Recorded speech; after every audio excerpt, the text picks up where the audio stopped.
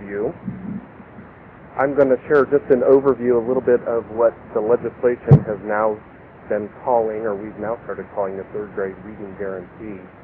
I really think about it in four key areas. There's the diagnostic and remediation portion of the legislation, the reporting part of this, the teacher qualification, and actually the retention part, which will be facing us and our families come fall. We have been immersed in the district in the diagnostic portion of this. The reading diagnostics that were state-developed were administered by every classroom not later than September 30th. We're immersed in the writing now and mathematics soon to come.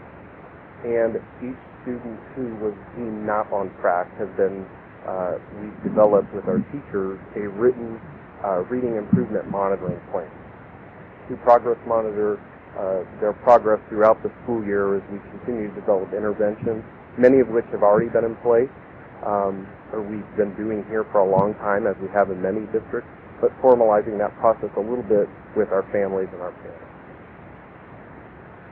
We report through EMIS who is on track and not on, or who is off track and on track, both in the fall, which we'll be getting to now in the October EMIS report, and again in the spring, along with the interventions that we are providing.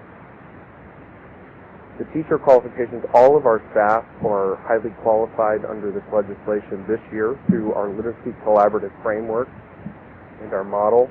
The state has decided and has informed us that they'll be rolling out in January of 2014 further clarification about ways our teachers will become credentialed through the 2016-17 school year and beyond.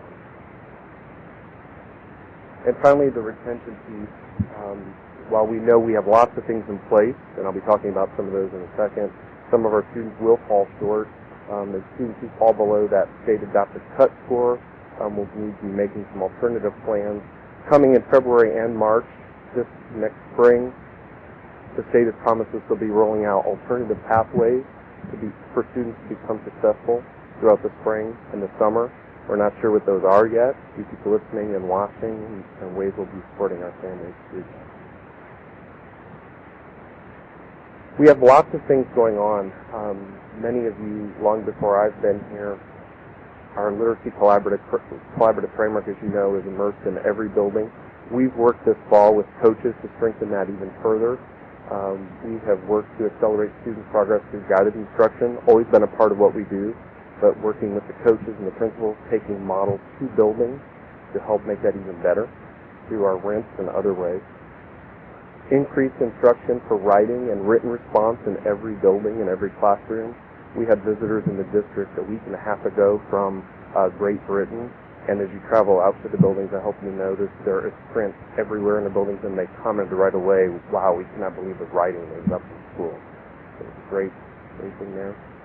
And we've also talked about in every elementary school increasing our literacy instruction from 90 to 120 minutes in the day, with a focus on guided writing practice and instruction. And we have delivered this fall PD models to every elementary school, about 60% complete. Those will be 100% complete by Christmas time or the holiday season, where the coaches are spending half day with our second and third grade teachers, strengthening these models, and the feedback has been exceptional. I was just in another school this afternoon, and they went on and on about how fantastic it has been.